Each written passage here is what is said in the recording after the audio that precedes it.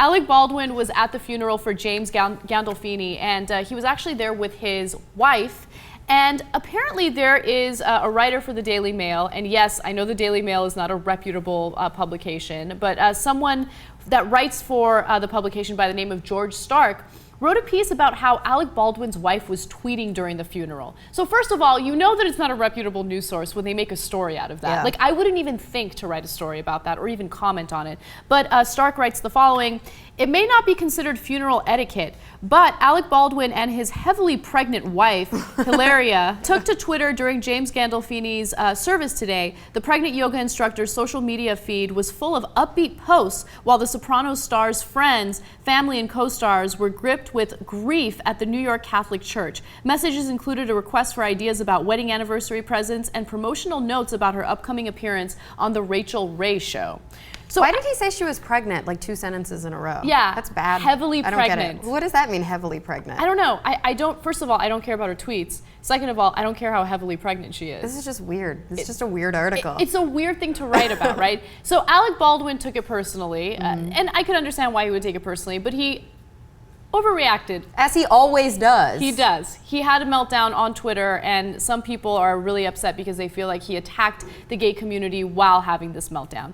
So let me read you a few of his tweets. He said, "I'd put my foot up your fucking ass, George Stark, but I'm sure you'd dig it too much." He also wrote, "I'm gonna find you, George Stark, you toxic little queen. I'm gonna fuck you up."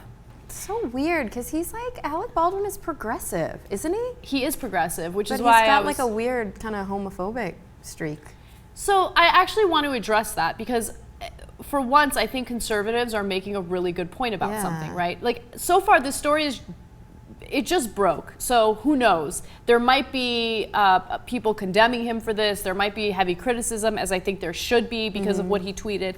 But for the most part, if you compare this to the way people treated Paula Deen for her comments, there's a little bit of a double standard, and I don't think that that's fair. I'm definitely not condoning what Paula Deen said. You guys have seen the multiple videos we did on that story. I think what she said was wrong. I think if you read the deposition, you can tell that she is heavily, she's got pregnant. some issues. No. Not heavily pregnant, but she has issues, right? And we've been critical of that. And if Alec Baldwin is gonna tweet stuff like this and call someone a little queen and say you'd like it up your ass, like, he deserves similar criticism. Oh, completely. I think what's especially weird, though, is like when comparing it to Paula Deen, I'm not saying that this makes anything she did appropriate. I just kind of wasn't that surprised. You know what I mean? Like, she's like, where's she from? Alabama? She's from the South. I forget which state. She sounds like she's from Alabama. I'm not sure. She has a really thick, I don't know. It's just, I know people. I grew up in Texas. I have friends who grew up in Alabama, kind of Georgia, Mississippi, who, you know, their parents went to high school and their schools still weren't desegregated. I know. It's pretty crazy. Like, Paula Deen grew up in a different time. That doesn't excuse anything. Right. By any stretch of the imagination. But I wasn't that surprised. I was like, all right, Paula Deen, you know? Yeah. But this is weird to me that Alec Baldwin, like, I kind of want to know where this homophobia comes from. Want to know his skeletons in his closet. I would love to know. And, you know, a few months ago, or I think it was a few months ago, but relatively recently, he got into a little bit of trouble because he allegedly called a photographer or a cameraman from the New York Post a coon. Now, that's what the photographer was alleging, and Alec Baldwin denied it.